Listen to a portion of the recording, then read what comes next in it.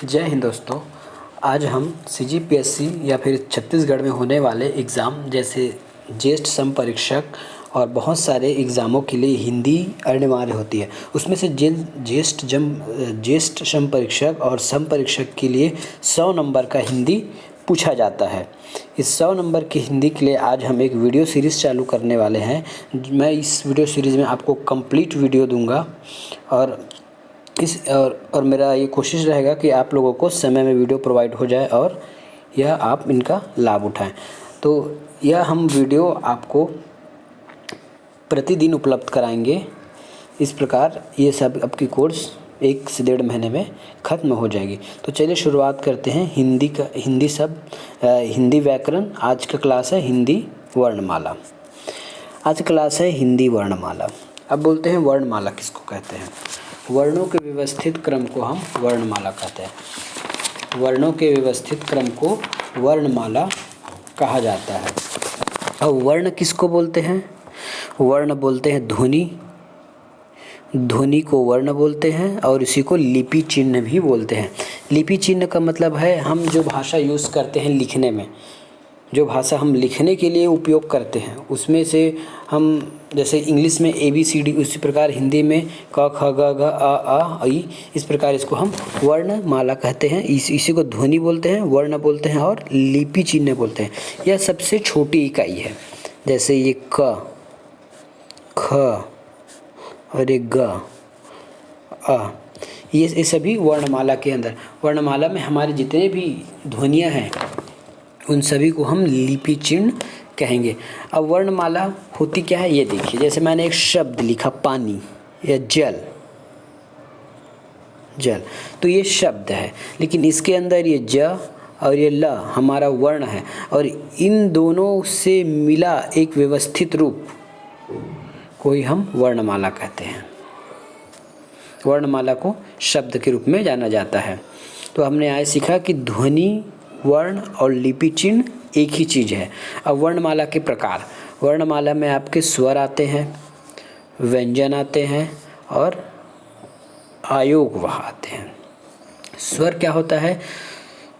आगे तो हम ऐसे स्वर का वर्गीकरण देखेंगे। आप इसमें देखते हैं स्वर वह वर्ण जो अभी हम लोग पढ़ रहे हैं आ, ख, ख, ख, ग, आ, ई। इसमें से वह वर्ण जिनका उच्चारण स्वतंत्र रूप से होता है स्वर कहलाता है।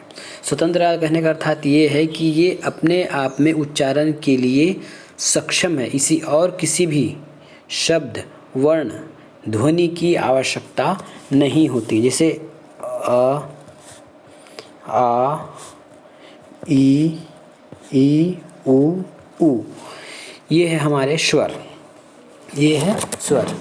और व्यंजन होते हैं क, ख, ग, ... इस प्रकार इसको हम व्यंजन बोलते हैं।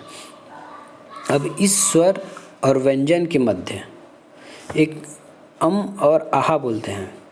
इसे कई लोग स्वर में गिनती करते हैं तो कोई विद्वान इनको व्यंजन की श्रुति में व्यंजन की उपस्थिति में गिनती करते हैं। लेकिन यह न तो स्वर है और न ही व्यंजन। ये है आयोगवाह।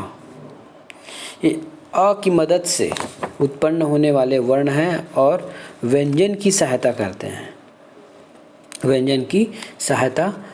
हैं। तो ये बोलते हैं इसको आयोग। इसे स्वर और व्यंजन की बीच की कड़ी भी कहा जाता है, क्योंकि ये कभी कभी स्वर की तरह व्यवहार करते हैं और कभी कभी व्यंजन की तरह व्यवहार करते हैं। जैसे इसमें देखिए ये अम की मात्रा या फिर एक अम की मात्रा, एक कम अम की मात्रा, तो ये व्यंजन की तरह व्यवहार कर रहा है। और यही यदि अतः लिखते हैं तो त में आह की मात्रा, ये अतः में यह विसर्ग के रूप में आया है तो यह व्यंजन की तरह व्यवहार कर रहा है। इसीलिए इसको स्वर और व्यंजन की संयुक्त उपयोग बोला जाता है या फिर इसे स्वर और व्यंजन की बीच की कड़ी कहा जाता है। अब हम देखते हैं कि स्वर क्या होता है। स्वर क्या होता है?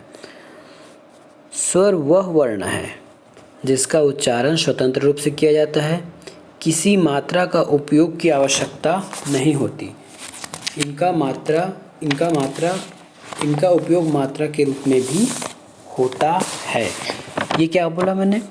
ये अ है, ये आ है, ये ई है। इनका उपयोग स्वतंत्र के रूप में होता है। इनका किसी भी शब्दों का उपयोग के लिए ज़रूरत नहीं होती। आगे हम देखेंगे कि स्वर कितने होने चाहिए, कितने प्रकार के स्वर हैं और कितने नहीं हैं। और ये मैंने बोला कि इनका उपयोग मात्रा के रूप में होता है। ये अपने मूल रूप में आए हैं। ये ई ऊ है, ये अपने मूल रूप में आया है। इनका उपयोग मात्रा के रूप में भी होता है, उसको अभी हम देखेंगे।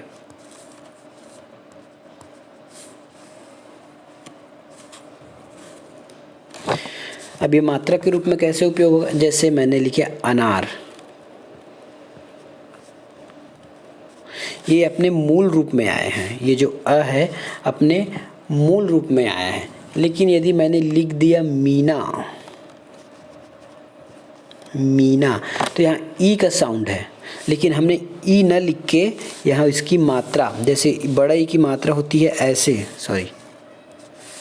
बड़ा ई की मात्रा ये है बड़ा ई की मात्रा, तो हम बड़ा ई की मात्रा में हमने लिखा है मीना। तो ये यहाँ पे अपनी मात्रा के रूप में उपयोग हुआ है। इसी को हम बोलते हैं इनका उपयोग मात्रा के रूप में होता है। अब हम इसका प्रकार देख लेते हैं कि ये कितने प्रकार का होता है। पहले तो कोई लोग बोलते हैं कि यह 11 प्रकार का होता है। 1 2 3 4 5 6 7 8 9 10 11 स्वर की संख्या 11 होती है। लेकिन कभी कभी इनको अगर मिला लिया जाए आयोगवाह को +2 तो ये 13 हो जाता है। ये आपको क्वेश्चन के अनुसार से, जो क्वेश्चन में ऑप्शन रहेगा उसके अनुसार से लगाना है कि अ ई मिला के तो 11 स्वर होते हैं। लेकिन कभी कभी अम और आहा को भी मिला लिया जाता है तो इसकी कुल संख्या 13 हो जाती है। उसी प्रकार यदि इसमें पूछ दिया जाए कि अ ई उ ये स्वर में संस्कृत के स्वर कौन सा है, तो संस्कृत के स्वर और संस्कृत में उपयोग होने वाले स्वर आपका री है। अधिकतर री संस्कृत शब्दों में ही उपयोग किया जाता है। तो यहाँ तो आपने देखा कि स्वर कितने प्रकार के हैं, तो स्वर 11 प्रकार के हैं। उसमें 2 आयोग वहाँ को जोड़ेंगे तो 13 हो जाएगा। ये आपको क्वेश्चन के हिसाब से लगाना है कि ऑप्शन में क्या दिया है। अगर 11 नहीं दिया है 13 है तो 13 लगाएंगे, यदि 13 नहीं दिया है 11 है तो 11 लगाना है। अब इनका एक क्वेश्चन और पूछता है कि स्वरों की मात्रा की संख्या कितनी होती है। ये जिन स्वर लिखे हैं ना आ ई उ ए, इसकी मात्राएं होती है, तो इसकी मात्रा कितनी होती है, तो आप ये ध्यान दीजिए। इस जो अ है, इस अ की कोई मात्रा नहीं होती। स्कूलों में हमने ज़रूर पढ़ा है कि छोटे आ की मात्रा, जबकि छोटे आ की कोई भी मात्रा नहीं होती। यदि आप क ख ग, यदि आप ऐसा क लिख रहे हैं तो आप इसमें किसी भी प्रकार की मात्रा का यदि मैंने इसको क लिख दिया तो ये आधा का है और ये पूरा का है, तो हमने यहाँ किसी भी अन्य प्रकार की मात्राओं का यूज़ नहीं किया, इसलिए छोटे आ की मात्रा नहीं होती। शेष सभी की मात्राएं होती है। इसकी नहीं होती, बाकी इसकी होती है ऐसे, बाकी इसकी मात्राएं होती है, इसकी नहीं होती। इसकी ये है, इसकी ये ऐसा होता है, ऐसा, ये ऐसा, उ बड़ा उ री, ऐसा ए ये ओ और ये औ। इस प्रकार की इसकी मात्राएं होती, तो ये मात्राएं टोटल 10 होती हैं। यदि आपको स्वर की मात्राएं पूछी जाए तो स्वर की मात्राएं टोटल 10 होती है। अब हम स्वरों का वर्गीकरण देखते हैं कि स्वर का वर्गीकरण कैसे होता है।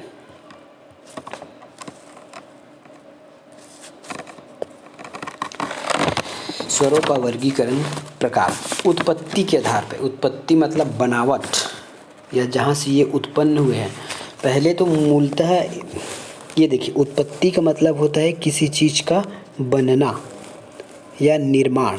तो सबसे पहले इन चार वर्णों का निर्माण हुआ। इसको हम मूल बोलते हैं, ह्रस्व बोलते हैं और लघु बोलते हैं। तो उत्पत्ति के आधार पे हमारे 2 प्रकार हैं, एक और ये 2। एक और ये 2। तो मूल स्वर आप शब्द से ही समझिए, मूल, लघु या स्वर। पहले तो आपको देखना है उत्पत्ति। अब उत्पत्ति में उसकी बनावट होती है, तो पहले मूल बनता है, तो अ ई ऊ, इसकी कुल संख्या है 4। हमारे मूल, लघु या ह्रस्व स्वरों की संख्या है 4, अ ई उ री। उसके बाद होती है दीर्घ स्वर। अब दीर्घ स्वर क्या होता है? इस मूल स्वरों से ही, संधि स्वर, इस मूल स्वर से ही मिलकर एक नया स्वर बनता है, उसे हम संधि या दीर्घ स्वर कहते हैं। संधि या दीर्घ स्वर कहते हैं। जैसे आ, ये 2 ठो छोटे आ मिलके बड़ी आ बनता है। जैसे आ, ये कैसे बना है? तो ये आ प्लस, सॉरी सर काम नहीं कर रहा है, ये आ प्लस और ये आ, ये सब मिलकर ये बड़ी आ बनता है। उसी प्रकार ई कैसे बनेगा? ये ई प्लस ये ई, इस प्रकार ये बड़ी ई बना है। और छोटा ऊ, ये 2 ठो ऊ से ये मिला है। अब ए कैसे बना? ये देखिए, आ और एक छोटा ई, ये छोटा ई, सॉरी, आ प्लस ई, ये इससे मिलके बना है आपका ए।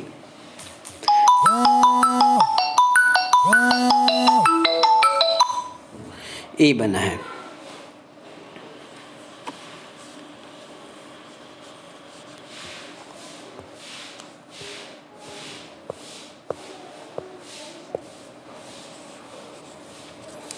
ये आ और ये सब मिलते हैं ए बना है। अब इसको काट देते हैं। इसी प्रकार ये सब भी मिलके बना है। जैसे अब ए के ले लीजिए, तो ये ए, सॉरी, ये ए बना है अ और ए से।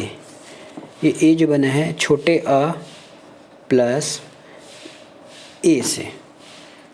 तो देखिए कहीं ना कहीं ये दीर्घ हुआ। मूल में किसी भी प्रकार का कोई स्वर का मिलावट नहीं है, कोई भी स्वर का मिलावट नहीं है, मिला नहीं है, मिल के बना नहीं है, इसलिए इसको हम मूल स्वर बोलते हैं। लेकिन आपका संधि स्वर या दीर्घ स्वर, ये सब किन्हीं न किन्हीं 2 स्वरों से मिलके बना है, इसलिए इसको हम दीर्घ स्वर कहते हैं। आगे देखते हैं, दीर्घ स्वर को भी 2 भागों में बांटा जाता है। पहले तो उत्पत्ति के आधार पर दो प्रकार थे, एक मूल और ये दूसरा संधि स्वर। अब देखते हैं आगे इसकी क्या प्रोसेस है।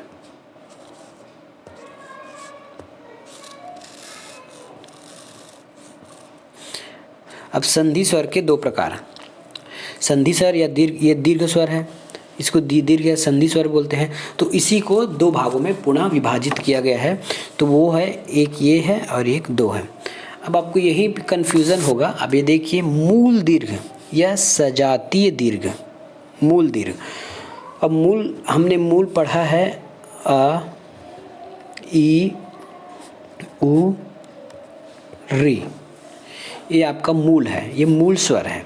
तो इसी मूल से जो दीर्घ बना है, जो हम यहाँ पढ़े हैं, इसी मूल से जो दीर्घ बना है उसको हम दीर्घ स्वर या सजाती स्वर कहते हैं। जैसे अ का निर्माण कैसे हुआ है? 2 ठो अ मिलके अ बनाए हैं, 2 ठो अ मिलके, जैसे अ और आ, ये 2 मिलके अ बनाए हैं। तो ये कौन सा? ये मूल है, ये मूल है ना। यहाँ पढ़े हम मूल 4 प्रकार के हैं, तो ये 4 है, तो इसको मूल दीर्घ स्वर बोलेंगे या सजाती स्वर बोलेंगे। उसके बाद ये ई है। अब इस ई, बड़ा ई का निर्माण ई प्लस ई, इनसे मिलकर ये ई बना है। और ये जो ऊ है, ये जो ऊ है, ये ऊ, सॉरी, ये जो ऊ है, ऊ प्लस ऊ, मेरा पेन ढंग से चल नहीं रहा है, इसलिए आपको लोग को बार बार आपके द्वारा आप लोग को जो दिखाने के लिए जो लिख रहा हूँ उसको बार बार मुझे मिटाना पड़ रहा है। तो ये जो बड़ा ऊ मिलके ये ऊ बन रहा है, तो ये कहीं ना कहीं मूल स्वर से बने हुए हैं, इसलिए इसे मूल दीर्घ बोलते हैं। देखिए ये दीर्घ क्यों है? क्योंकि ये 2 मूल से मिलकर बना है, इसीलिए इसको दीर्घ बोल रहे हैं। और मूल कहने का कारण है क्योंकि मूल से बना है, ये है। अब उसके बाद पढ़ते हैं संयुक्त स्वर। संयुक्त स्वर पढ़ते हैं। संयुक्त स्वर का मतलब है किन्हीं 2 स्वरों से मिलकर बनने वाला संयुक्त स्वर कहलाता है। संयुक्त स्वर क्या है? इसमें एक ही प्रकार के स्वर से मिला गया तो दीर्घ, या अ ई उ, तो एक ही प्रकार के मूल से बना हुआ तो ये सजाती या फिर मूल। अब ये संयुक्त स्वर, ये दो प्रकार के स्वरों से मिलकर बना, इसलिए इसको हम संयुक्त स्वर कहते हैं। यहाँ देखते हैं, ये होता है आपका आ और ये है ई। ई ऐसे आ ई से ए बना है, आ ई से ये ए बना है, तो ये आपका मूल है, ये भी मूल है, लेकिन यह विजाति कह जाएंगे क्योंकि ये अ अलग है, ये ई अलग है, ये विजाति कहलाएंगे और संयुक्त कहलाएंगे। संयुक्त अगर दो अलग अलग प्रकार से मिल के बन रहा है इसलिए संयुक्त बोलते हैं ना। दो चीज़ को जोड़ा जाता है तो उसको संयुक्त बोला जाता है। किसी भी दो चीज़ को जोड़ने पर उसको संयुक्त बोलते हैं। अब इसी प्रकार ए को देखिए, तो ये बना है आपका अ से और ए से। ये ए जो बना है आ और ए मिलके बना है। अब बात करते हैं ओ का, तो अ प्लस उ, अ प्लस उ से ओ बना है। और इस अ को देखते हैं तो अ प्लस ओ से औ बना है, तो ये होते हैं संयुक्त स्वर। आपको मूल फंडा याद होना चाहिए। मूल दीर्घ अगर बोलेगा तो मूल से ही बना दीर्घ, यह सजातीय। मूल से बना है दीर्घ, मूल स्वरों से और सेम से एक ही प्रकार से, इसलिए इसको सजाती कहते हैं और ये विजाति कहलाता है। आगे देखते हैं। आई होप कि इतना आपको क्लियर हो गया होगा।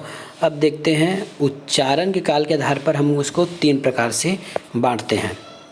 उच्चारण के काल के आधार पर स्वरों को 3 प्रकार से बांटा जाता है। एक तो ह्रस्व, जो पहले आपको मैंने पढ़ा दिया है, ये 4 प्रकार की होती है। ये 4 प्रकार की होती है, अ ई उ आ ई उ री। ये अब दीर्घ स्वर जो अभी हमने सजाती और विजाति में बांट के पढ़ा है, उसी को अगर एक में कर दे तो दीर्घ स्वर बन जाता है। जैसे ये आ ई उ ए औ।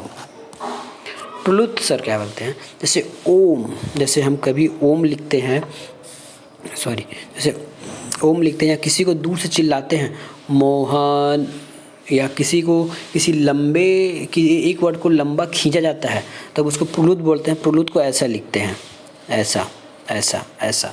ये जब किसी एक शब्द को या एक वर्ण को लंबा खींचा जाता है उसी को, तो वो उसको प्लुत स्वर कहते हैं। ये आपको क्लियर हो गया होगा। ह्रस्व स्वर आपको पता है जो मूल है, अ ई उ री। दीर्घ स्वर पता है आपको। अब देखते हैं जीभ के आधार पर हम किसको 3 प्रकार के बांटते हैं। जीभ का जो मूड़ान होता है, यहाँ उच्चारण की जहाँ से जीभ के जिस स्थान से वर्णों का उच्चारण होता है उसको हम जीभ के आधार पर भी बांटते हैं। जीभ के आधार पर भी बांटते हैं। तो ये देखिए, जीभ के आधार पर ये 3 प्रकार के होते हैं। जीभ के आधार पर, जीभ के प्रयोग के आधार पर, मतलब जीभ से जिस उच्चारण होते हैं अग्र स्वर। जैसे मान लेते हैं ये जीभ है, अभी इसकी ये सामने भाग है, ये जीभ है और इसकी ये सामने भाग है। जैसे अब खुद ही बोल के देखिए, प्रैक्टिकल कीजिए, खुद ही बोल के देखने से प्रैक्टिकल होगा और आपको अब लंबे समय तक ये याद रहेगा। जैसे अग्र, ई ए री, बोल के देखिए। ई जीभ के जो टी भाग है लास्ट से, ई ए री, यहाँ से इसका उच्चारण हो रहा है। और ये है मध्य स्वर, जो जीभ, जैसे जीभ बना दिए, अब इसके बीच से जो उच्चारण होगा वहाँ से मध्य स्वर कहेंगे। अ मतलब वो जीभ के मध्य स्वर से स्टार्ट हो रहा है। अब देखते हैं पश्च स्वर। पश्च स्वर जो जीभ के आखिरी भाग, जैसे ये आखिरी भाग हो गया, जीभ के आखिरी भाग से जो उच्चारण वर्ण होते हैं, जैसे आ उ ओ औ, यहाँ आप ध्यान देंगे कि आपके गले पे जो कंठ है वहाँ पे एक प्रेशर लगता है गले के ऊपर। आ ई ऊ, जहाँ हम खाना निगलते हैं ना, नाली है, वहाँ के आसपास ये उच्चारण का उत्पन्न होना एहसास हो रहा है बोलने के आधार पर। अब देखते हैं होस्ट या होठ के आधार पर दो प्रकार की होती हैं आपकी स्वर। होठ या उनके आधार पर दो प्रकार की होती है। तो ये देखिए होठ के आधार पे आपके दो प्रकार हैं। आवृत्तमुखी स्वर, आवृत्तमुखी स्वर, इसमें होठ गोलाकार नहीं होते।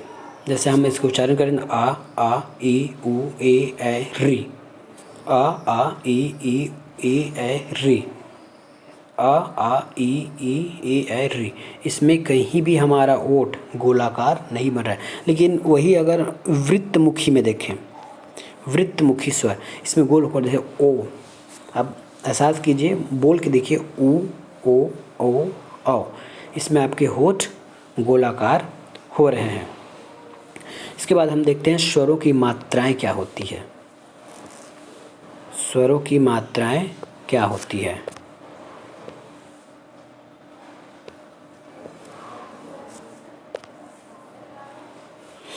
स्वर की मात्राएं मैं पहले ही बता चुका हूँ कि स्वर की मात्राओं में छोटे आ की मात्रा नहीं होती है, छोटे आ की मात्रा नहीं होती है,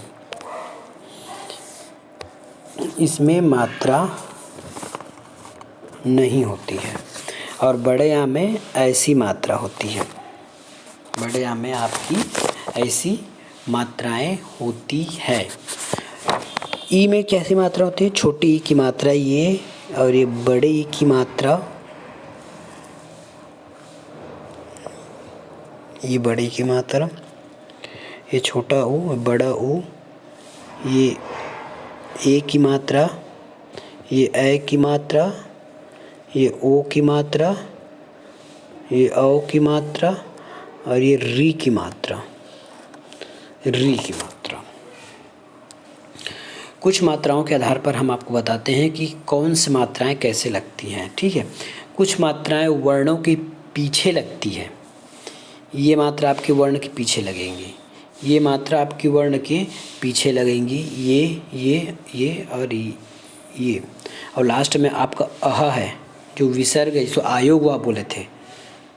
ये जो मात्राएं हैं वर्ण के पीछे भाग में लगती है।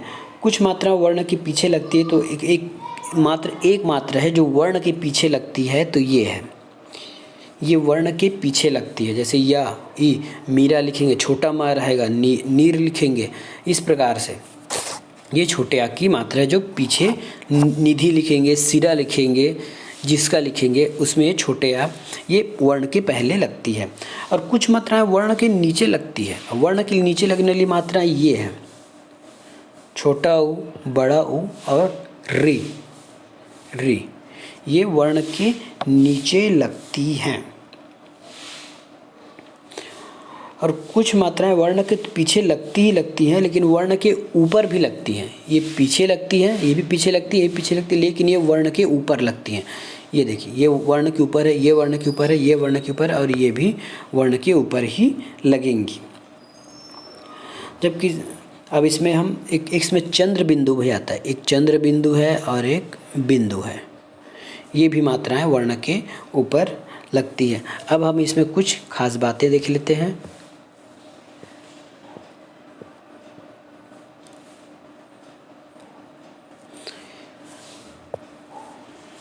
खास बात यह है कि स्वर का उपयोग उसके वास्तविक रूप और उसके मात्रा के आधार पे होता है।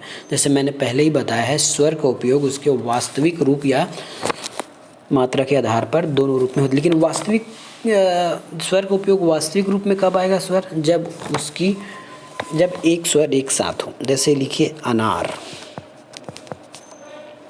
ये अनार, इसमें अ जो है अपने मूल रूप में आया है, लेकिन यहाँ जो अ है वो अपनी मात्रा के रूप में आया है।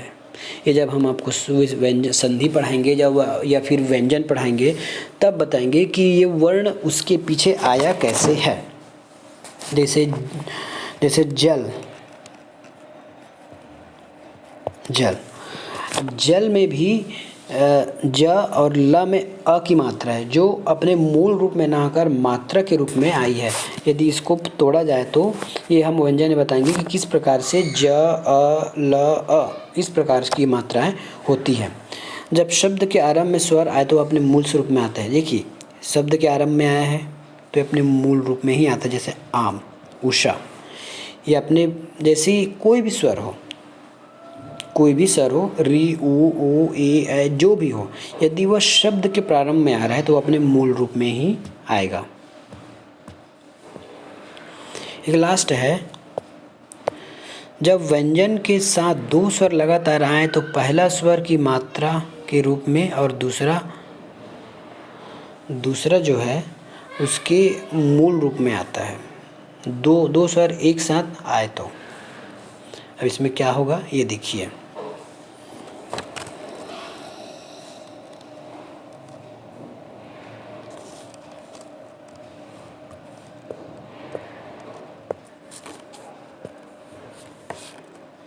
जैसे इसमें देखते हैं काइट। काइट ये इंग्लिश का वर्ड है लेकिन मैंने इसको हिंदी में लिखा है। अब एक काइट में मैं बोला हूँ जब व्यंजन के साथ दो लगातार स्वर आए तो यहाँ दो लगातार स्वर कहाँ, यहाँ देखिए ये क, ए में जो आ की मात्रा है वो, और ये ई, दो आ रहे हैं लगातार। इसको अगर मैं तोड़ के लिखूँ तो कैसे होगा, क आ ई ट अ। ये देखिए ये जो क है वो आधा है, या इसको तोड़ के लिखने पर ये ऐसा ही लिखेगा, ऐसा ही दिखा। तो अब जो मैं यहाँ क्या बोला हूँ, जब व्यंजन के साथ दो, ये व्यंजन है दो लगातार, ये आ और ई जो दो लगातार व्यंजन आ रहे हैं तो पहला वाला मात्रा के रूप में कन्वर्ट हो जाता है। जैसे ये देखिए ये क जो है, एक क के साथ आ आया तो एक का हो गया, और ई अपने मूल रूप में आया है। ई जो है अपने मूल रूप में आया है और यहाँ ट है और ये है। इस प्रकार जब दो स्वर एक साथ आए तो पहला स्वर मात्रा हो जाता है और दूसरा स्वर अपने मूल रूप में आता है। इस प्रकार आज की क्लास को यहीं ख़त्म करते हैं। नेक्स्ट क्लास में हम व्यंजन को देखेंगे। जय हिंद, जय भारत।